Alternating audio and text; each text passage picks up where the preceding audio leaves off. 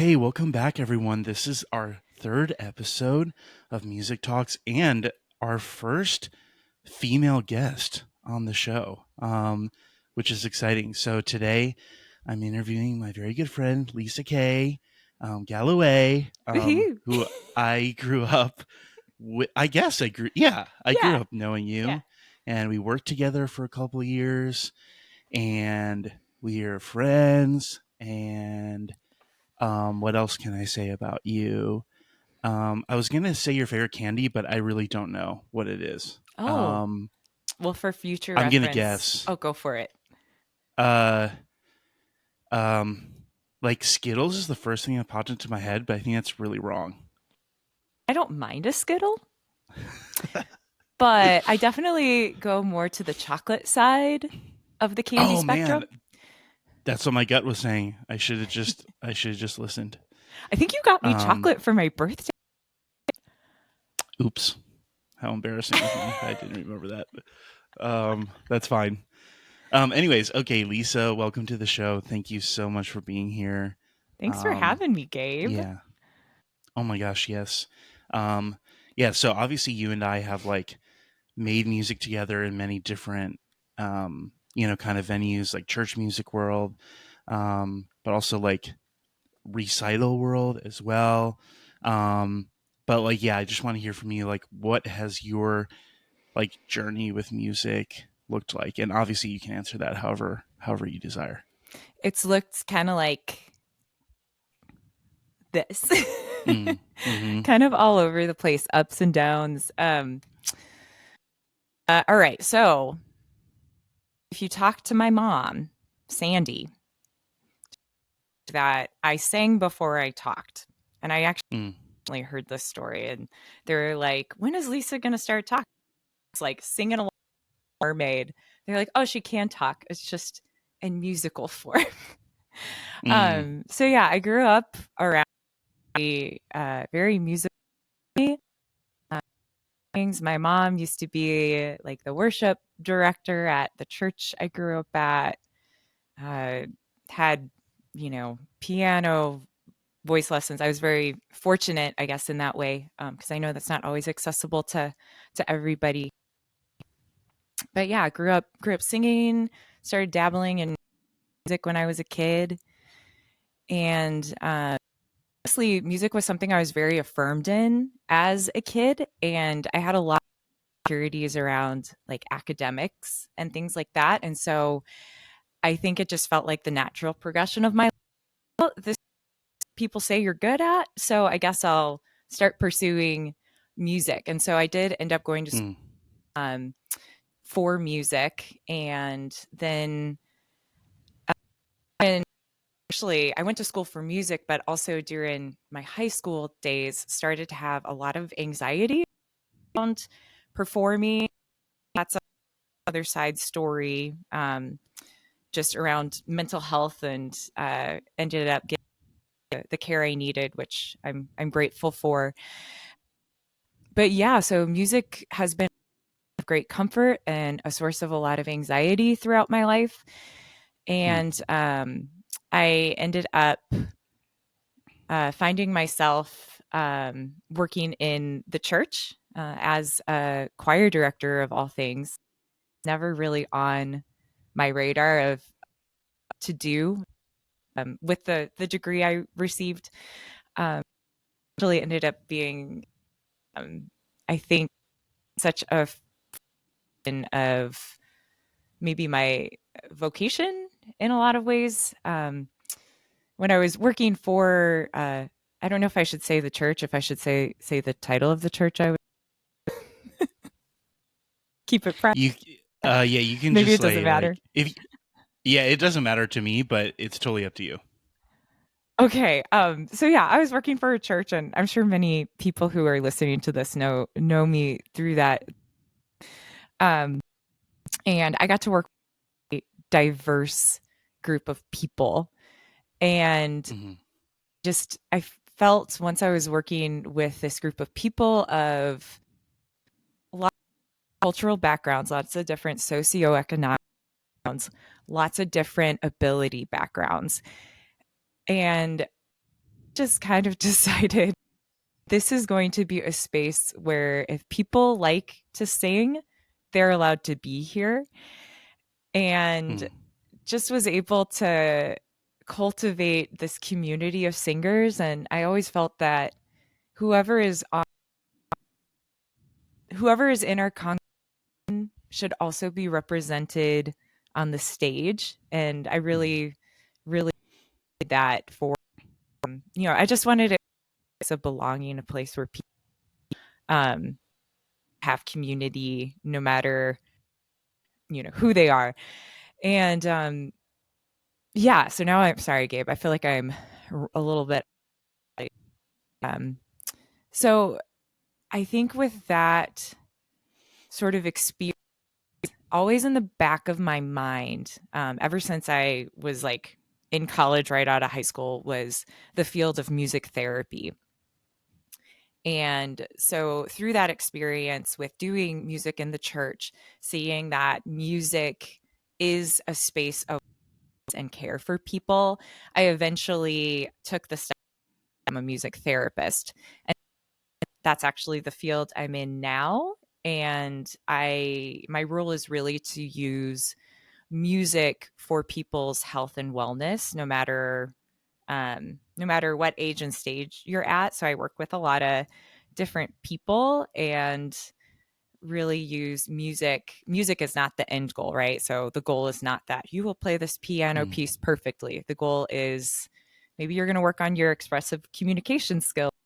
You're going to work on maybe your fine and gross motor skills by using music. So that's where I've landed, and that's kind of been my journey of music. wow, that's like, I feel like if I describe my journey in music, I'd be like, oh yeah, and then I started here, and then I went here. I feel like I would be so like unorganized in my storytelling, but I feel like you did a great job of Oh my like God, mapping Gabe. that. Yeah, and like how you felt, too about it. Like anxiety in performing as well, especially like as a singer. Like, you and I have talked about this many times, but it's so like if you're feeling anxious or if you're like, oh my gosh, I don't know where this note falls, in my voice, or I don't know when I come in here. Like on an instrument, like obviously you have that same anxiety, but there are ways to kind of like fake it, sort of. But with singing, it's very like, Mm-hmm. it's very vulnerable. Like if you're like starting in the wrong key, Well, you're gonna, like, and it's hard to like, kind of overcome, that anxiety. Or I don't know if overcome is the right word, but like, I don't know, love yourself through it, and like use the music, use clues in the music to yeah, like, to find your place again. yeah. It's interesting how music. I think my goal with now is it's a very music is vulnerable, but also I feel like that's like where authenticity and discovering who you are and who you're becoming is like a really beautiful space to do that in, which is Mm, why I love the field of music therapy, music in that way. I think I've had recent with you, Gabe, about, and this will probably be in our conversation too. I need to kind of start for myself because I think for so long my my job has been related to music, and it's very easy to like just let your musical life be a job, and I can get very what's I don't want to say lazy, that's the term I want to use, but it can be very, I can neglect kind of my own personal musical life. And I know you and I have discussed mm, like getting out to some open mics and things like that, because I think about that and, mm, you know, interesting because I have clients every day, like to be brave and to like do music with me and sometimes in groups, which is so scary. And then for myself, I'm like, oh my goodness, going to this open mic sounds so terrifying. And I'm like, okay, Lisa, come on. So, Hmm. anyways, I need to self out there and practice what I'm preaching. Yeah, I love that. It's so good. Yeah, I mean, I think it's scary, like getting out there and there's like almost this inner child self that like you're like loving through that of like, oh my gosh, here we go. Like let's give it a go. But you learn so much through it. So I totally get it. Yeah, Um, for sure. okay, so what are like three, I don't know, songs or three bands that you maybe find yourself coming back to, or even maybe there's some new music that you've recently discovered? But like, yeah, like the first episode I asked like what are your like top three like favorite songs, and I realized I was like that's like a super unfair question to ask a musician, especially a vocalist. So like what are yeah, like what are some of your inspirations, or yeah, like three bands or songs that you're like these are my jams? The three songs that I found that I'm coming back to in this season of my life, um, I discovered the newest Musgraves, which if Mm-hmm. anyone like that album is beautiful. I love that Mm-hmm. album. But her song Sway is Mm-hmm. just a very beautiful song about letting go uh and about learning how to sway. So that's one I keep coming back to. I have been on probably a Maggie Rogers kick for the last Mm-hmm. 3 years now, and it just going away. So Mm-hmm. I love Maggie Rogers music. I got to see her at Summerfest grounds, I think back in June, and her performance was fire. But the song by her I'm really Mm-hmm. into right now is Anywhere with You. And then it's all a female artists that I have listed here, female identifying artists. Um, and the third one is The Story by Brandi. Mm-hmm. I don't know. Are you familiar with any of Brandi Carlisle's music, Gabe? Yeah. Yeah. Yeah, her voice is like unearthly, like it's just Mm-hmm. otherworldly. But the story is, I think it's an older song by her, and one of her the songs that like put her on the. But yeah, it's just a really beautiful song and um, about of who we are and a lot of I listen to, especially Anywhere with You and The Story, these are the songs that Lisa's putting on in the car and like singing her lungs out, really trying like different vocal part and also just like for fun. Mm-hmm. Um so yeah, those are the songs I keep right now. Sway for like my relaxation. Anywhere with You for being like just like power belting in the car. Yeah. Story too, but anyways, yeah. Yeah. That's amazing. Yeah, I don't know. I mean, I think Casey Musgraves, her I forgot what album this is off of. Um and I literally cannot oh, Deeper Well, like that whole, Yes, that song. album is so good. Yeah, but I love that Yeah, that song. song's good. Yeah. Yeah, I had never really listened to her before, and then I saw her perform on SNL, and Mhm. yeah, I think she did that song, and I was like, oh my gosh, like this songwriting is like insane. So I love that. I love that whole album. She's amazing. So Yeah. yeah. Yeah. Um, okay. Last question. How would you say you connect your emotion to the art you're creating? Or maybe said in a different way, like, what do you feel like the relationship between, music and emotions are for you personally? Oh, for me personally. Okay. Yeah, so I think one thing um one thing that I like music, and I think this is like my most favoritist most favoriteest thing about music is its capacity for human connection. Mm, And so in terms of your question, I guess I'll keep coming back to like my confession of I need to start reclaiming music for my own personal life and not just in my mm, work life. But also mm, sometimes I feel like the two are kind of intertwined. Um, I feel like I keep going back and answering questions that you didn't ask, but it's leading to the no, that's question great. that you asked. Hmm. So, I think in terms of connecting music and emotion, I think about like kind of what my life vocation is. And I would say that that is to create space for everybody and like thinking in terms of Mm, like the song I will sing hmm. the rest of my life is Hmm. you matter, you are loved for who you are right now and for who you are becoming.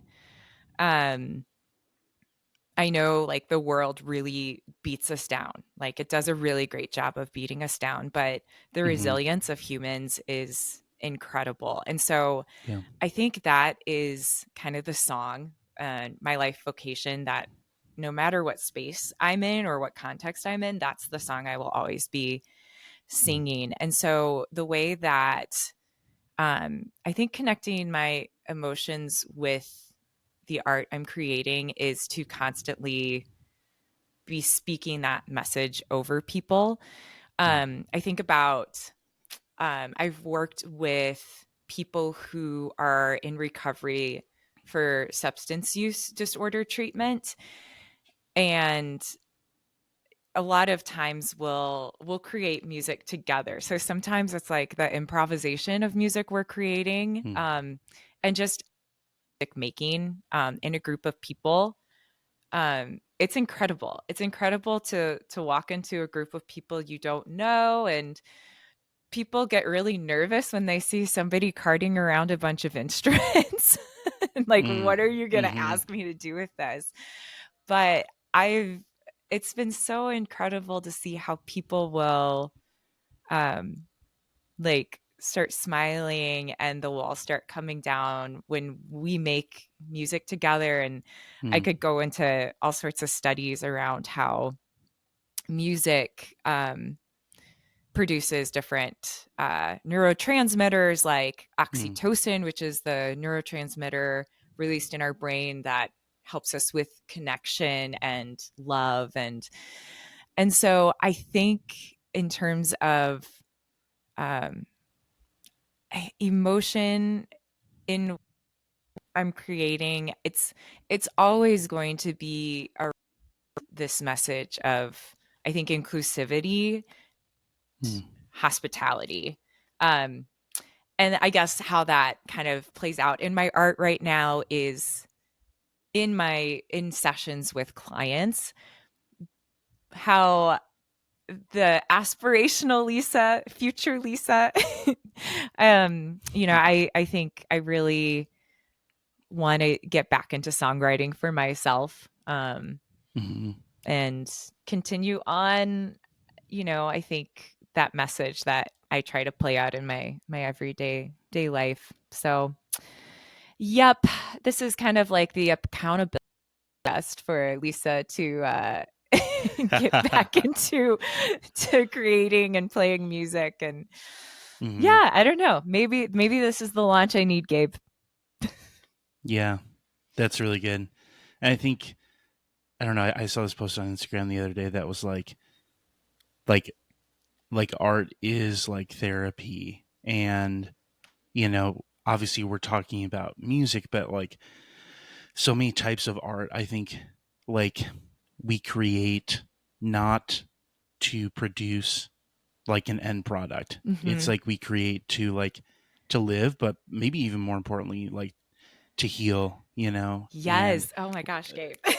yeah, like maybe Yeah, that's just yeah. healing us, but also there's something all of us like there's a message through music that that we can give to the world. And it is really, it's like kind of an overwhelming feeling to, like, when you hear a song that totally, you're like, oh my gosh, this famous person knows exactly what I'm going through. Like Yeah. they wrote that song for me. It's like, Mm. well, it's like we're all human. We have these, shared experiences. So I think it's beautiful the way that you said that. But in your occupation as well, like I would imagine that you see that happening constantly. And like, I don't know, like I would imagine it'd be so cool to see, like, to have a front row seat to, like, I don't know, like people's walls being broken down through music. And Yeah. I think people get nervous about it, of like, oh my gosh, just like, what is this music therapist bringing, like, these instruments, or we're singing these songs or whatever. But I Yeah. think it's like, Um, I don't know. I think it's a really cool opportunity. So I love how you said that. yeah, and just like I love what you just said, Gabe, and I hope and I wish this for more people. Like I think sometimes the arts gets held captive by this Hmm. term talent and like what we think talent Hmm. is. And I just wish we could, kind of release the arts, like even paint, like all of the arts, right? Hmm. To being a part of someone's like a journey of just like maybe it's not always about the end result. Hmm. And I think if we just allowed ourselves to create without the pressure of being good enough or the pressure Yeah. of being talented enough, I think I just can't imagine what kind of stuff would be Yeah. like created and how that would Hmm. impact all of us. But Yeah. That's good. yeah. So to whoever watches this video, that's the challenge. Like, to you and I, to everyone else, like, just go and create, because that's what we're supposed to do. So, thank you so much, Lisa. This was so good. And yeah, I'm like so excited for like people to watch this and like hopefully be inspired by that. Like Yeah. you don't have to be this amazing musician or songwriter or music therapist or whatever, fill in the blank. Like, you can just start. So Yeah. thank you Yeah. for like sharing some of that stuff with us. Yeah, thanks so much for having me. This was fun. It was fun to connect with you and catch up with you through this medium. Oh my gosh, yeah, it was so good. So everybody, if you made it to the end of this video, hello. Please comment below. Maybe comment below like a song that you're gonna start writing, or some kind of creative venture you're gonna start doing. And yeah, tune in for our next episode as well. Bye everybody.